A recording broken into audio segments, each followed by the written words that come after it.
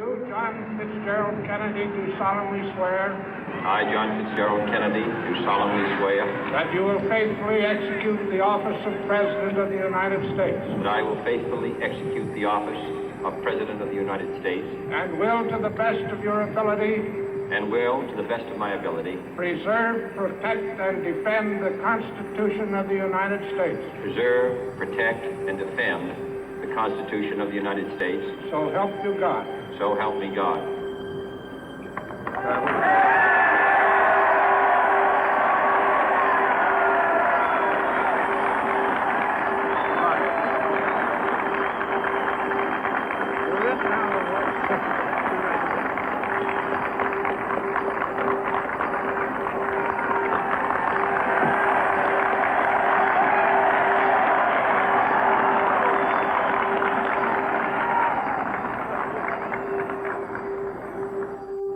Vice President Johnson, Mr. Speaker, Mr. Chief Justice, President Eisenhower, Vice President Nixon, President Truman, Reverend clergy, fellow citizens. We observe today not a victory of party, but a celebration of freedom, symbolizing an end as well as a beginning, signifying renewal as well as change. For I have sworn before you and Almighty God the same solemn oath our forebears prescribed nearly a century and 3/4 ago. The world is very different now, for man holds in his mortal hands the power to abolish all forms of human poverty and all forms of human life. And yet the same revolutionary beliefs for which our forebears fought are still at issue around the globe. The belief that the rights of man come not from the generosity of the state, but from the hand of God.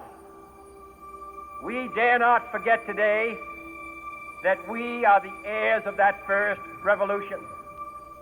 Let the word go forth from this time and place to friend and foe alike that the torch has been passed to a new generation of Americans born in this century, tempered by war, disciplined by a hard and bitter peace, proud of our ancient heritage, and unwilling to witness or permit the slow undoing of those human rights to which this nation has always been committed and to which we are committed today at home and around the world.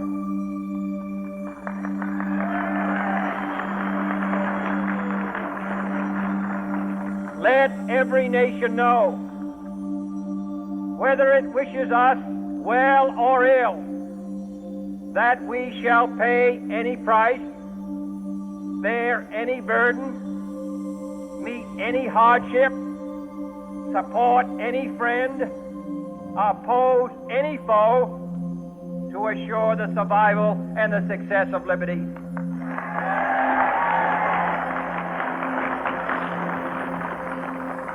This much we pledge and more.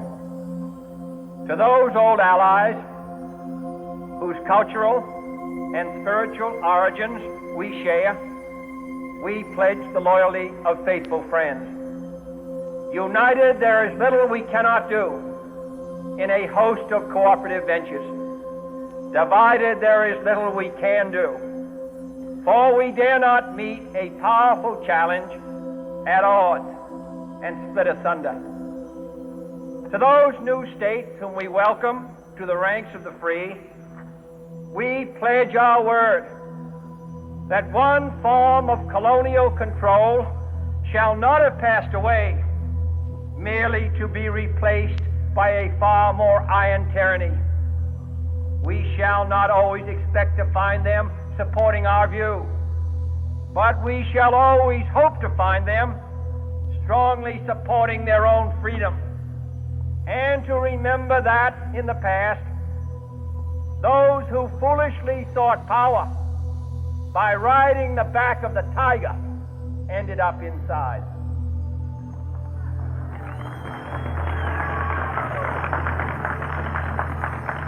To those people in the huts and villages of half the globe, struggling to break the bonds of mass misery, we pledge our best efforts to help them help themselves for whatever period is required, not because the communists may be doing it, not because we seek their votes, but because it is right. If a free society cannot help the many who are poor, it cannot save the few who are rich.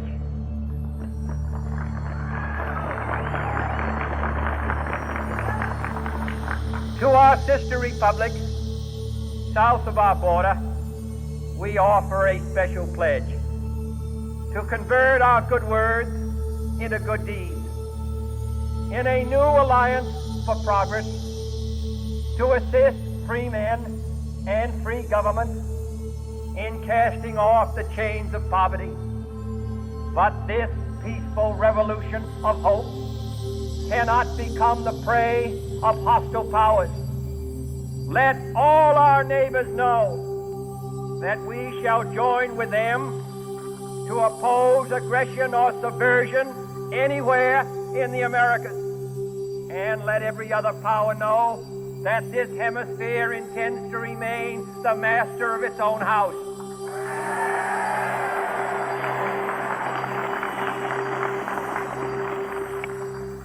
To that World Assembly of Sovereign States, the United Nations, our last best hope, in an age where the instruments of war have far outpaced the instruments of peace, we renew our pledge of support to prevent it from becoming merely a forum for invective, to strengthen its shield of the new and the weak, and to enlarge the area in which its writ may run.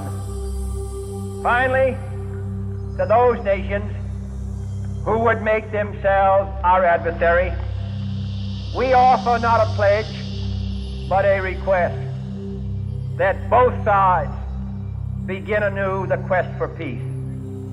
Before the dark powers of destruction, unleashed by science, engulf all humanity in planned or accidental self-destruction, we dare not tempt them with weakness, for only when our arms are sufficient beyond doubt can we be certain beyond doubt that they will never be employed.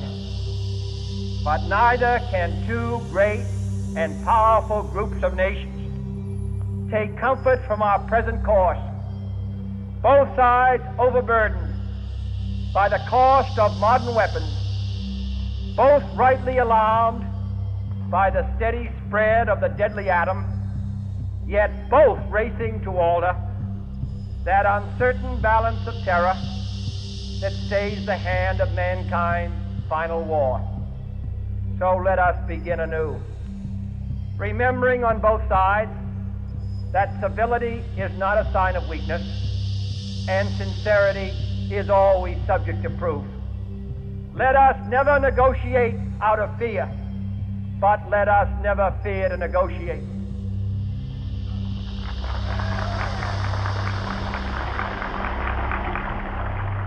Let both sides explore what problems unite us, instead of belaboring those problems which divide us. Let both sides, for the first time, formulate serious and precise proposals for the inspection and control of arms, and bring the absolute power to destroy other nations under the absolute control of all nations.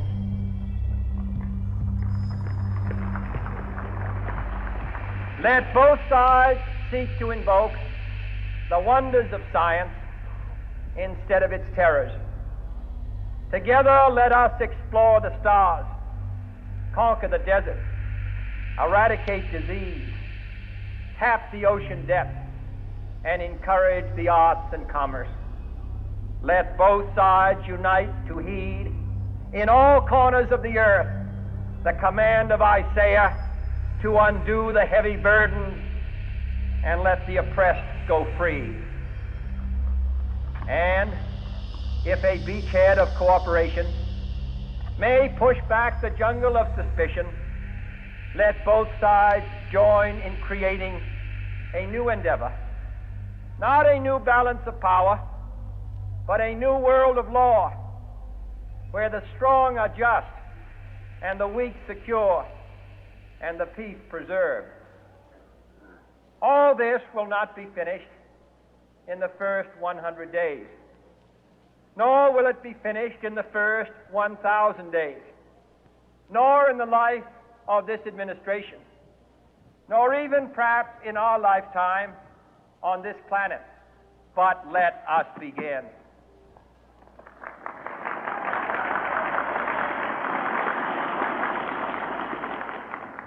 In your hands, my fellow citizens, more than mine, will rest the final success or failure of our course.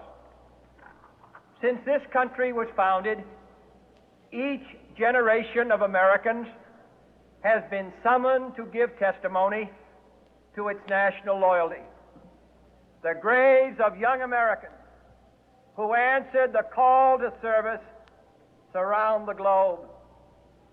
Now the trumpet summons us again, not as a call to bear arms, though arms we need, not as a call to battle, though in battle we are, but a call to bear the burden of a long twilight struggle, year in and year out, rejoicing in hope, patient in tribulation, a struggle against the common enemies of man, tyranny, poverty, disease, and war itself.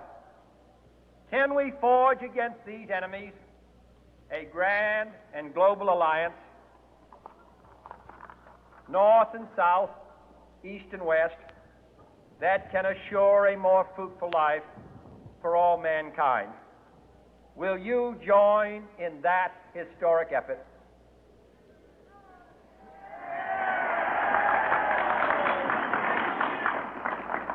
In the long history of the world, only a few generations have been granted the role of defending freedom in its hour of maximum danger.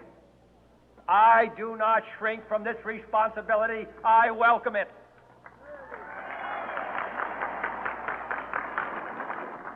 I do not believe that any of us would exchange places with any other people or any other generation. The energy, the faith, the devotion which we bring to this endeavor will light our country and all who serve it. And the glow from that fire can truly light the world. And so, my fellow Americans, ask not what your country can do for you, ask what you can do for your country.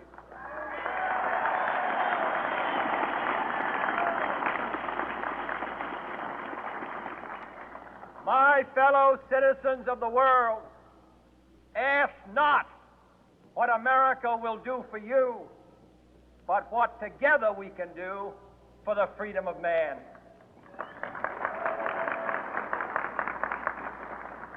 Finally, whether you are citizens of America or citizens of the world, ask of us here the same high standards of strength and sacrifice which we ask of you. With a good conscience, our only sure reward, with history the final judge of our deeds, let us go forth to lead the land we love, asking His blessing and His help, but knowing that here on earth God's work must truly be our own.